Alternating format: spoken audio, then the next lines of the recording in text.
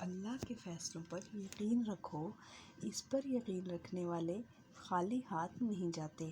اللہ کی محبت اتنی خاص ہے کہ اگر انسان سائے نماز پر صرف سر جھکا کر بیٹھا رہے، کچھ بھی نہ بولے، تب بھی وہ رب کچھ لمحوں بعد ایسا سکون بندے کے دل میں اتار دیتا ہے کہ لگتا ہے جیسے اس رب نے پریشان دل کو یہ سمجھا دیا ہو کہ میرے بندے، نا امید مت ہو، میں ہوں نا، سب ٹھیک کر دوں گا۔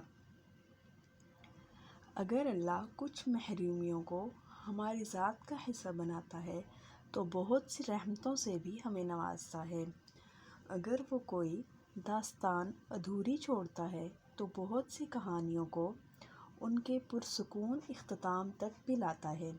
زندگی اسی کا نام ہے، کچھ مل گیا اور کچھ کھو گیا۔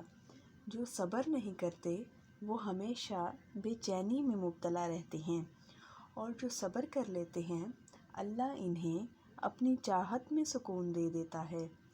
تو پھر تم کیوں ظلم کر رہے ہو خود پر؟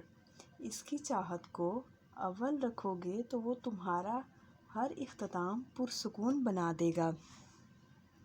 تم واقف نہیں شاید، بے شک اللہ ہر چیز پر قادر ہے۔ جو انسان مسلسل اللہ کو راضی کرنے پر لگا رہتا ہے تو پھر ایک وقت آتا ہے، اللہ تعالیٰ جبرائیل علیہ السلام سے فرماتے ہیں، میرا فلاں بندہ مجھے راضی کرنے کے لیے کوشاں تھا، ہر پل کوشش کی، اور اب اس پر میری رحمت ہو چکی ہے۔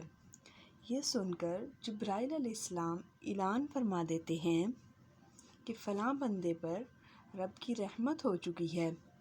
پھر یہی جملہ عرش اٹھانے والے فرشتے، ان کے ارد گرد والے فرشتے، اور یہاں تک کہ ساتوں آسمانوں کے سارے فرشتے دہرانے لگتے ہیں، اور پھر یہی زمین میں اتار دیا جاتا ہے۔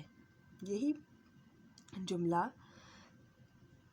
پھر ہمیں بھی اللہ اپنے پسندیدہ بندوں میں شامل فرما لے۔